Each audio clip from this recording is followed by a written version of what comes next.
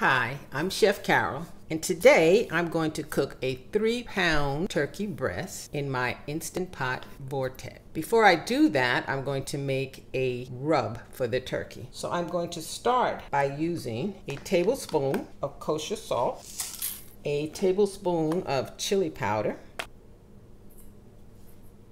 a tablespoon of paprika, a half a tablespoon of black pepper,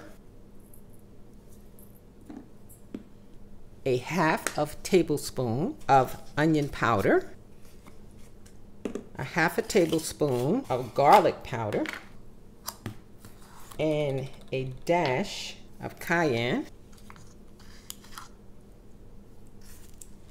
And I'm also going to add in a tablespoon of swerve brown sugar. I'm just going to mix this together and get ready to rub it over my turkey breast. So according to formula, I would only need about a tablespoon and a half per 3 pounds. So if you're going to make this, keep that in consideration according to the poundage of your turkey. Meet you back here. So presently I have my air fryer heating up, which is the noise in the background. And I'm starting with a 3-pound turkey breast, which I have defrosted in the refrigerator. I'm just going to place this pan under it in case there's a lot of liquid in there. So this is the first time I'm going to be using the Vortex to do a turkey breast. And I was right about the liquids. That is the gravy packet. And this is the turkey breast. I'm just going to rinse this off, put the turkey packet back in the refrigerator until it's ready to be used, and then I'll start seasoning up this bird.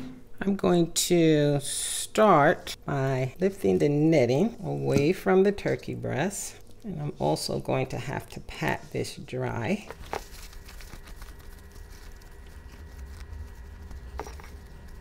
I've measured out 1.5 tablespoons of the dry rub.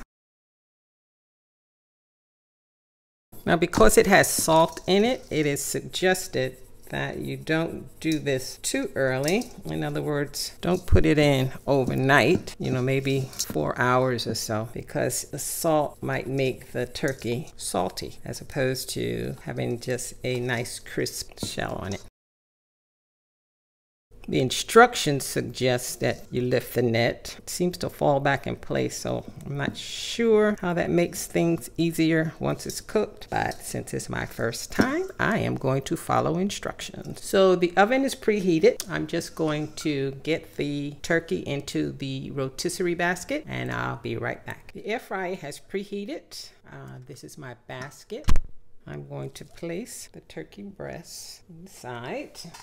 So the Vortex has been preheated to 360 degrees. This calls for 10 to 15 minutes per pound. So this is a 3-pounder. So I estimate minimum 30 minutes. I'll come and check it. And then I'll check the internal temperature to see if it's at 160 or 165 degrees. So if you need any assistance working your air fryer basket, there are plenty of videos on the web, and I'm off to the air fryer.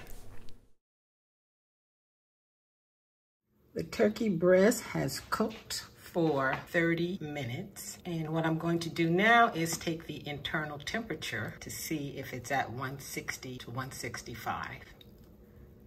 The internal temperature is registering almost 130, so I'm going to cook it for another 10 minutes. After an additional 10 minutes, the temperature is 160. So I'm just going to let this rest for about 10 or 15 minutes. I have allowed the roast to rest. So this is what the 3-pound air-fried chicken breast looks like. So I'm very carefully going to cut away the netting. Hopefully by loosening it up earlier, it will make it hold together.